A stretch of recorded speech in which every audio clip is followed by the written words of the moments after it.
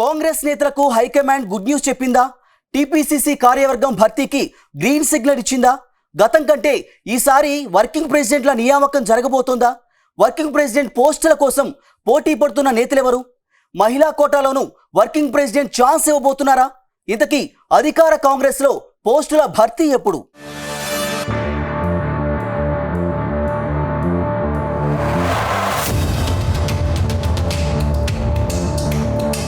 తెలంగాణలో కాంగ్రెస్ పార్టీ అధికారంలోకి వచ్చి ఏడాది గడిచిన పదవులు మాత్రం భర్తీ కావడం లేదు. అటు నామినేటెడ్ పోస్టుల భర్తీ ఎలాగూ చేయడం లేదు. కనీసం పార్టీ పదవులైనా భర్తీ చేయాలనే డిమాండ్ బలంగా వినిపిస్తున్న టీపీసీసీ నుంచి మాత్రం స్పందన లేదనే టాక్ వినిపిస్తోంది. అయితే కొత్త ఏడాదిలోనైనా పార్టీ పదవులు ఇస్తారా లేక ఇంకా వాయిదాల మీద వాయిదాలు వేసుకుంటూ వెళతారా అనే టాక్ వినిపిస్తోంది. మరోవైపు అధికార పార్టీకి కొత్త చీఫ్ వచ్చి 4 నెలలు గడిచిన ఇంకా పార్టీ పదవులను ఎందుకు భర్తీ చేయడం లేదని నేతలను నిలదీయడం ఇప్పుడు చర్చనీయాంశంగా మారింది.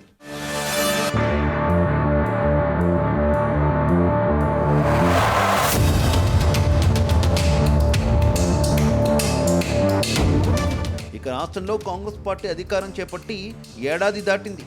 అప్పటి వరకు టీపీసీసీ చీఫ్గా ఉన్న రేవంత్ రెడ్డి ముఖ్యమంత్రి అయ్యారు. దాంతో కొద్ది రోజులు టీపీసీసీ పోస్టును ఖాళీగా ఉంచారు.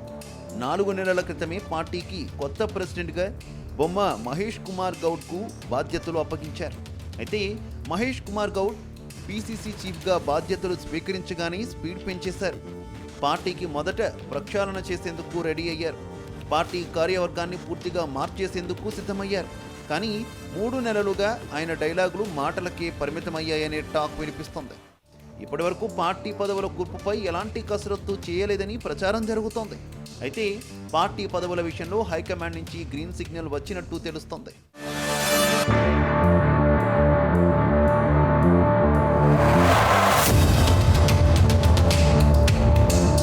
కొత్త ఏడాదిలో పార్టీ పదవుల నియామకం చేపట్టాలని హైకమాండ్ చెప్పినట్టు తెలుస్తోంది. అయితే ఈసారి గతంలో మాదిరి కాకుండా టీపీసీసీ మార్క్ ఉండేలా పార్టీ పదవుల కూర్పు ఉంటుందని గాంధీ భవన్ వర్గాలు స్పష్టం చేస్తున్నాయి. గతంలో వర్కింగ్ ప్రెసిడెంట్లుగా 5 ఉన్నారు. కానీ ఈసారి 4 వర్కింగ్ ప్రెసిడెంట్లు ఉండే అవకాశం ఉందని చెబుతున్నారు. ఇందులో సామాజిక సమీకరణాలను దృష్టిలో పెట్టుకుని పదవులు భర్తీ చేసే అవకాశం ఉందట. అయితే 4 పోస్టుల్లో రెడ్డి సామాజిక వర్గం నుంచి ఒకరు, ఎస్సీ నుంచి మరొకరు, ఎస్టీ నేతకు ఓ పదవి, మైనార్టీ నేతకు మరో వర్కింగ్ ప్రెసిడెంట్ పదవి ఇచ్చేలా కసరత్తు చేస్తున్నట్టు సమాచారం. అయితే ఓ పోస్టును మహిళా నేతకు ఇచ్చే ఆలోచన చేస్తున్నారని తెలుస్తోంది.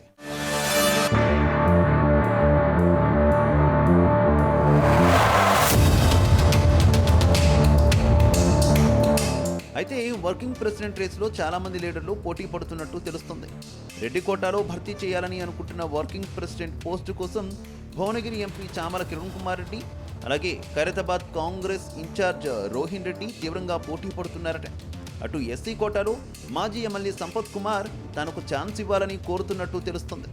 ఇక ఎస్టీ కోటా కింద తనకు ఛాన్స్ ఇవ్వాలని ఎంపీ బలరాం నాయక్ కోరుతున్నట్టు సమాచారం. మరోవైపు మైనార్టీ కోటాలో ఫిరోజ్ ఖాన్కు ఎంపిక చేసే ఛాన్స్ ఉందని చెబుతున్నారు.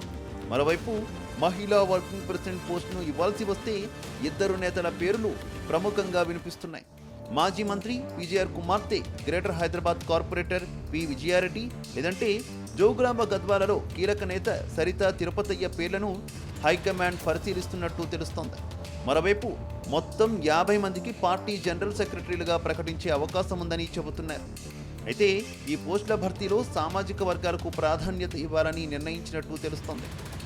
ప్రతి జిల్లాకు ఓ జనరల్ సెక్రటరీ ఉండేలా కసరత్తు చేస్తున్నట్టు తెలిసిందే.